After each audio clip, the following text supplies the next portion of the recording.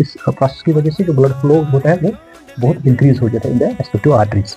तो यहाँ से नाइट्रिक ऑक्साइड जब स्मूथ मसल सेल में डिफ्यूज होता है तो यहाँ पे ये यूज करता है, एक यहाँ पे एक्टिवेट करता है एंजाइम को,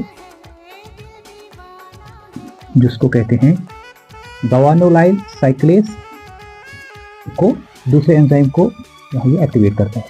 तो ये एंजाइम स्मूथ मसल में जब एक्टिवेट हुआ, it results into the conversion of GTP into cyclic GDP.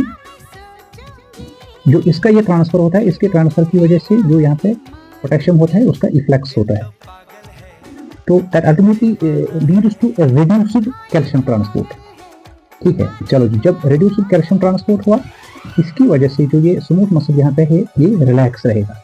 जब स्मूथ मसल रिलैक्स रहेगा, ठीक है, रिलैक्स रहने के साथ साथ इसकी वजह से ये रिलैक्स फॉर्म में इसके अंदर ब्लड ज़्यादा चला जाएगा।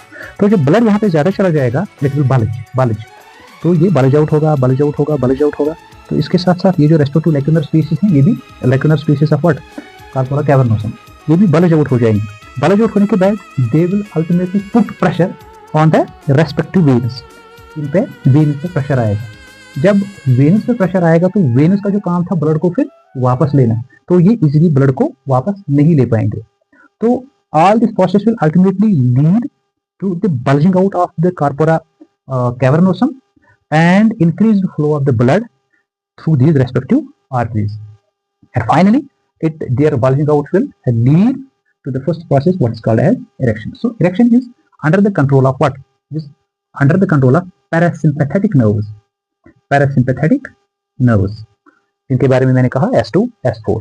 इसके बाद नेक्स्ट प्रोसेस चलती है during the sexual intercourse, that the process ejaculation.